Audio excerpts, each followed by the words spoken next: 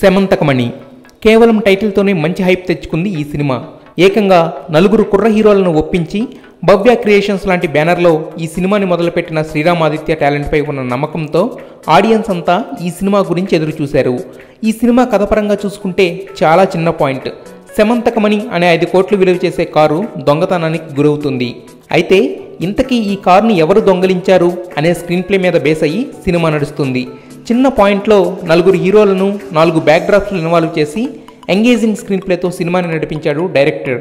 ఈ సినిమాలో నారా రోహిత్ పోలీస్గా, సందీప్ కిషన్ విలేజ్ బాయ్గా, సుధీర్ బాబు ఒక రిచ్ కిడ్గా, ఇక ఆది ఒక మిడిల్ క్లాస్ కుర్రాడిగా బాగా నటించారు. అలాగే ఈ మధ్య డిఫరెంట్ రోల్స్ చేస్తున్న రాజేంద్ర ప్రసాద్కి కూడా మంచి పాత్ర దక్కింది.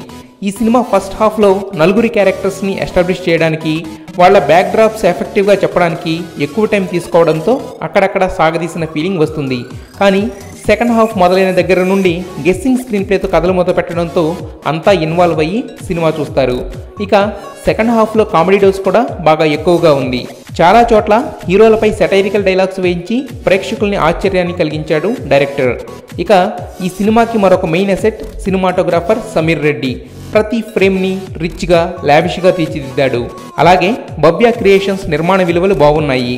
కమెడియన్ కారు మంచి రఘు తెలంగాణ యాసలో చేసిన కామెడీ టైమింగ్ సినిమాకి చాలా హెల్ప్ అయింది.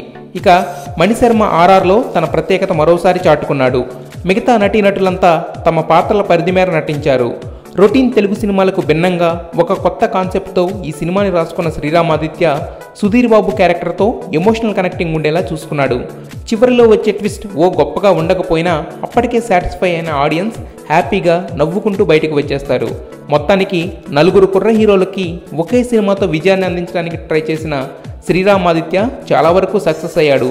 ఫస్ట్ హాఫ్ కొద్దిగా క్రిస్పీగా, ఫాస్ట్గా ఉండుంటే సినిమా ఇంకా పెద్ద రేంజ్కి వెళ్ళేది.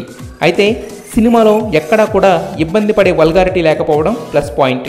ఈ వీకెండ్లో సెమంతకమణి మీ మూవీ చాయిస్ అయితే watch it in theatres only. Kill piracy, save cinema.